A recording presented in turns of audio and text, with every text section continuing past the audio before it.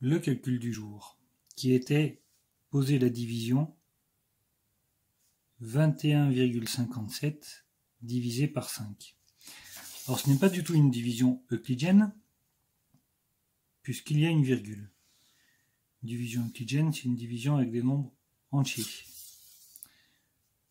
21,57 divisé par 5, je vous avais indiqué une vidéo, on pouvait voir cette vidéo et la suivante. On commence par, si on prend 2, ça ne marche pas, on va avoir un 0 qui sera un 0 inutile. On va donc prendre 21. Parce qu'en fait, en 2, je peux faire 0 fois 5. Mais en 21, je peux faire 4 fois 5, moins 20, et il reste 1. J'abaisse le 5, et comme le 5 est le premier chiffre que j'abaisse après la virgule, je mets la virgule dans le quotient. Et je continue. En 15, combien de fois 5? 3 fois. Moins 15, il reste 0. J'abaisse le 7. En 7, combien de fois 5? Une fois. Moins 5, il reste 0. Et ce n'est pas fini. Pardon, moins 5, il reste 2. Oui, parce que je disais que c'était pas fini, justement. Moins 5, il reste 2.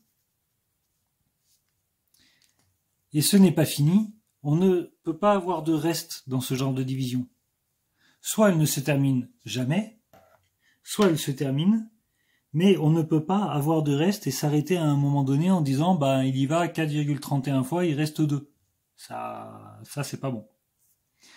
Donc on va faire appel aux zéros qui sont cachés derrière le 7, qui sont des zéros inutiles dans 21,57.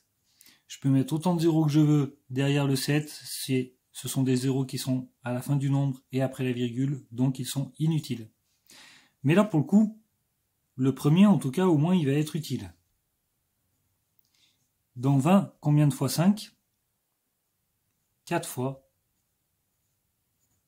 Et il reste 0. Donc, 21,57 divisé par 5 est égal à 4,314.